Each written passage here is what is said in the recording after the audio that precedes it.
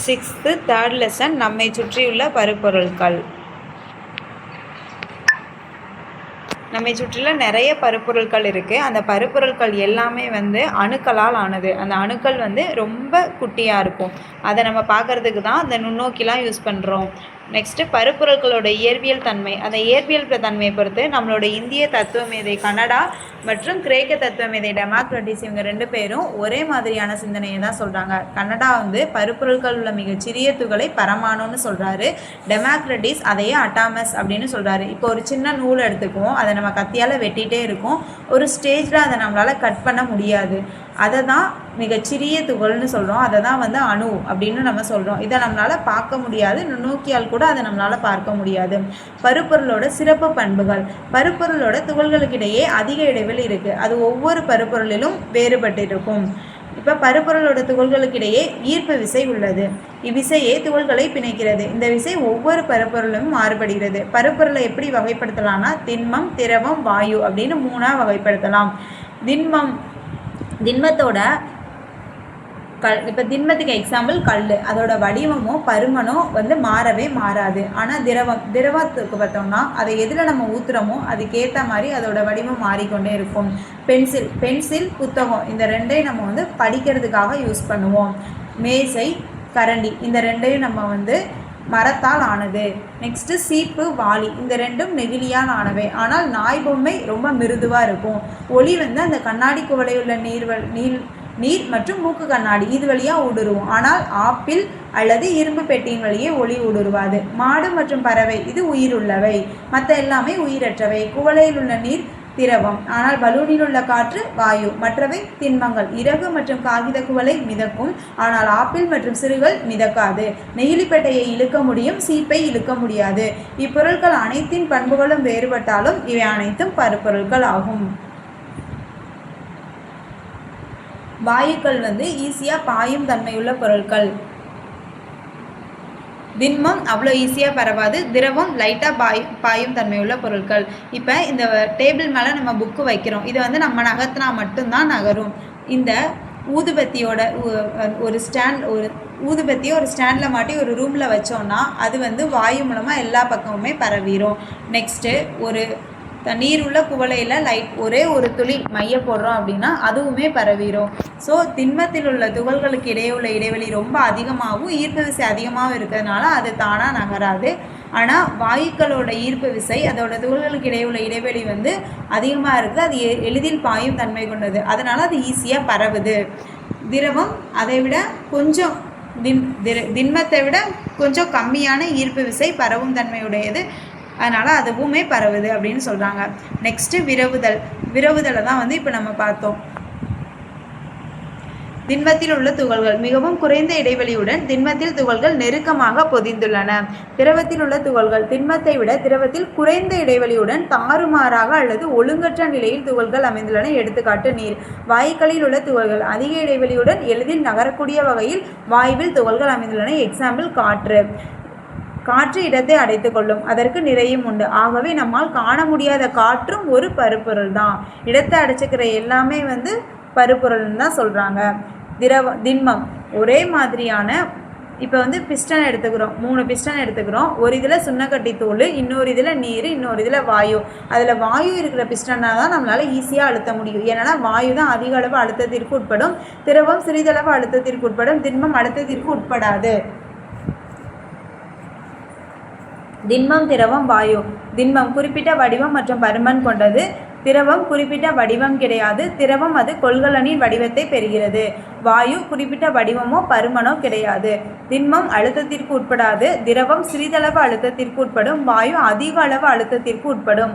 துகள்களுக்கு இடையே உள்ள இடைவெளி மிகவும் குறைவு. துகள்கள் மிக நெருக்கமாக அமைந்திருக்கும். துகள்களுக்கு இடையே உள்ள இடைவெளி அதிகம். துகள்கள் நெருக்கமாக அமைந்திருக்காது, எனவே அவை எளிதில் நகரும். துகள்களுக்கு இடையே உள்ள இடைவெளி மிக அதிகம். துகள்கள் மிகவும் தளர்வாக அமைந்திருக்கும். திண்மம் துகள்கள் ஒன்றை ஒன்று அதிக அளவில் இருக்கின்றன. திரவத்தின் துகள்களுக்கு இடையே உள்ள ஈர்ப்பு விசை திண்ம பொருட்களில் உள்ளதை விட குறைவு. வாயுவின் துகள்களுக்கு இடையே உள்ள ஈர்ப்பு விசை மிகவும் குறைவு. திண்மத்தின் துகள்கள் எளிதில் நகராது. திரவத்தின் துகள்கள் எளிதில் நகரும். வாயுவின் துகள்கள் அங்கும் இங்கும் தொடர்ந்து இயங்கும். தூய பொருட்கள் மற்றும் கலவைகள் 100% தூய்மையானவை என்று கூறி கடைகளில் நம்ம விற்பனை செய்கிறாங்கல்ல, பொதுமக்களை பொறுத்தவரை தூய்மை என்றால் கலப்படமற்றது. பருப்பொருள்: தூய பொருள், கலவை. தூய பொருள்னா தனிமம், சேர்மம். கலவைனா ஒருபடித்தான கலவை, பலபடித்தான கலவை. ஒரு தூய பொருள் என்பது ஒரே தன்மையான துகள்களால் மட்டுமே ஆனது. இது கெமிஸ்ட்ரி அடிப்படையில் இதை சொல்கிறாங்க. தூய பொருட்கள் தனிமங்களாகவோ அல்லது சேர்மங்களாகவோ இருக்கலாம். ஒரு தனிமம் என்பது சிறிய துகள்களால் ஆன ஒரே வகை அணுக்களால் ஆனது. ஒரு மூலக்கூறு என்பது 2 அல்லது அதற்கு மேற்பட்ட அணுக்களின் சேர்க்கையாகும். ஒரு சேர்மம் என்பது 2 அல்லது அதற்கு மேற்பட்ட தனிமங்கள் வேதியியல் சேர்க்கை மூலம் இணைந்து உருவாகக்கூடிய ஒரு பொருளாகும். கலவை என்பது 2 அல்லது அதற்கு மேற்பட்ட பகுதி பொருட்களை கொண்டதாகும். இப்போ பழக்கலவை, மிக்சரு இதெல்லாமே ஒரு கலவைன்னு தான் சொல்கிறோம். பொங்கல் தயாரிக்க அரிசி, பருப்பு, உப்பு, மிளகு, நெய் இந்த மாதிரி நிறையா பொருட்களை கலந்து பொங்கல் தயாரிக்கிறோம். ஸோ பொங்கல் கூட ஒரு கலவை தான். காய்கறி கலவை இதை நம்மளால் ஈஸியாக பிரிக்க முடியும். ஆனால் சோடாவில் இருக்கிற கலவையை நம்மளால் பிரிக்க முடியாது. எலுமிச்சை சாறு கூட ஒரு கலவை தான். ஒரு கலவை என்பது ஒன்றுக்கு மேற்பட்ட ஒரே தன்மையுடைய துகள்களை கொண்ட தூய்மையற்ற பொருளாகும். கலவையின் பகுதி பொருட்கள் எந்த விகிதத்திலும் கலந்திருக்கும். 2 அல்லது 2ற்கு மேற்பட்ட தனிமங்கள் இணைந்து ஒரு கலவையாக மாறலாம். எக்ஸாம்பிள் 22 கேரட் தங்கத்தில் உள்ள தங்கம் மற்றும் தாமிரம் அல்லது தங்கம் மற்றும் கேட்மியம் கலவைகள்.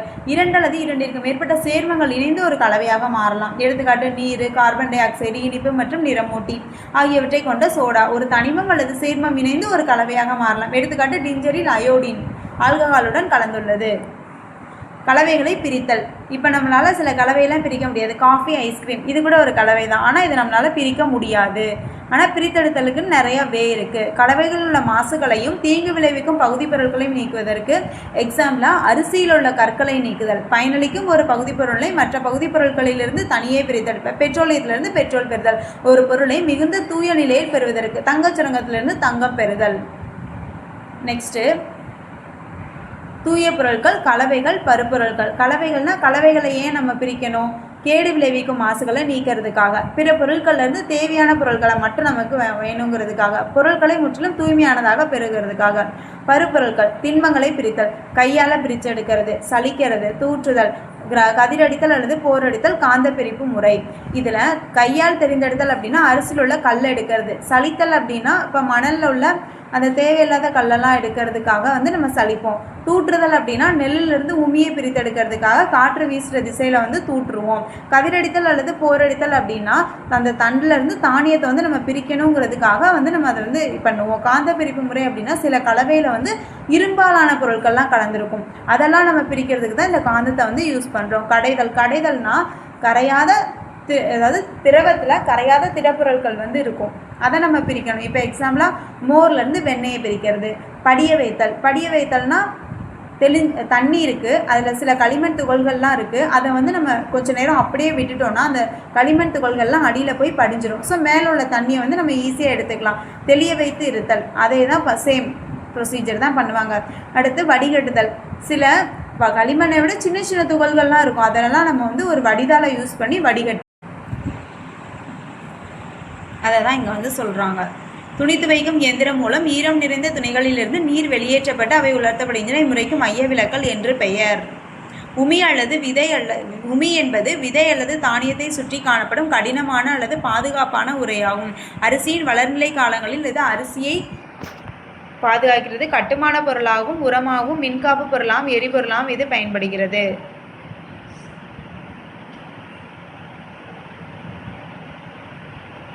உணவு கலப்படம். சில உணவுகள் கலப்படம் செய்யப்பட்டதாக இருக்குது. ஃபார் எக்ஸாம்பிள் தேயிலை தூளை நம்ம யூஸ் பண்ணிவிட்டு திரும்ப அதை காய வச்சு திரும்ப நல்ல தேயிலை தூளில் அதை கலந்து விட்டுறாங்க. இது ஒரு கலப்படம். மஞ்சள் தூளில் அதோட நிறத்துக்காக அதில் சில வேதிப்பொருட்களை கலக்கிறாங்க. பெரும்பாலான இல்லங்களில் நீரில் உள்ள மாசுகளை நீக்கிறதுக்கு நம்ம என்ன யூஸ் பண்ணுறோம்? RO யூஸ் பண்ணுறோம்.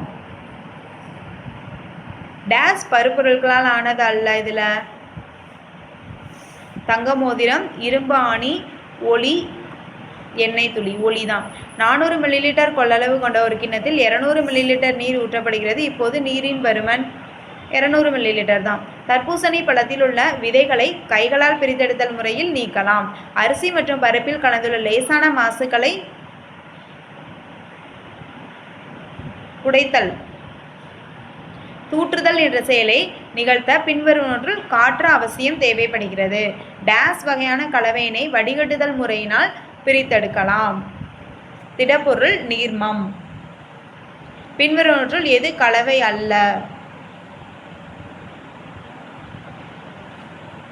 நீர்.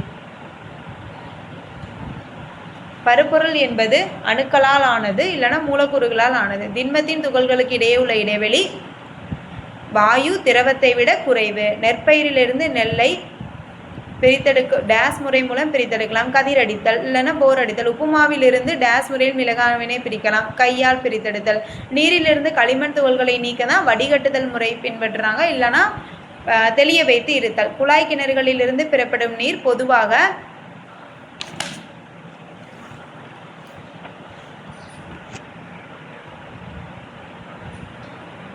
தூய்மையற்ற நீராக இருக்கும்.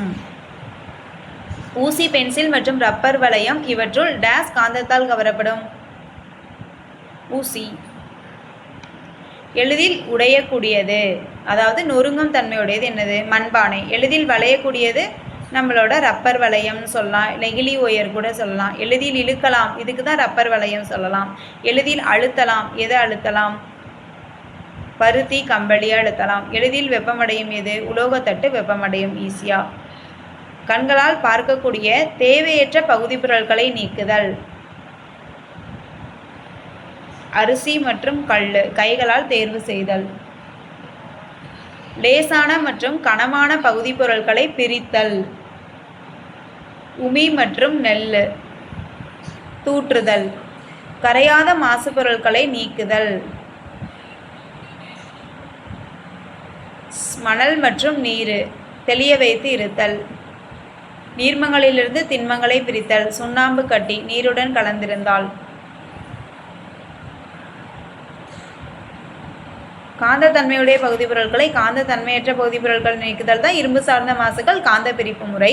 நீர்மங்களிலிருந்து திண்மங்களை பிரித்தல் தான் சுண்ணாம்பு கட்டி நீருடன் கலந்திருத்தல் வடிகட்டுதல். உமி தானியங்கள் தூற்றுதல். மரத்தூள் சுண்ணக்கட்டி வடிகட்டுதல். சூடான எண்ணெயிலிருந்து முறுக்கினை எடுத்தல்.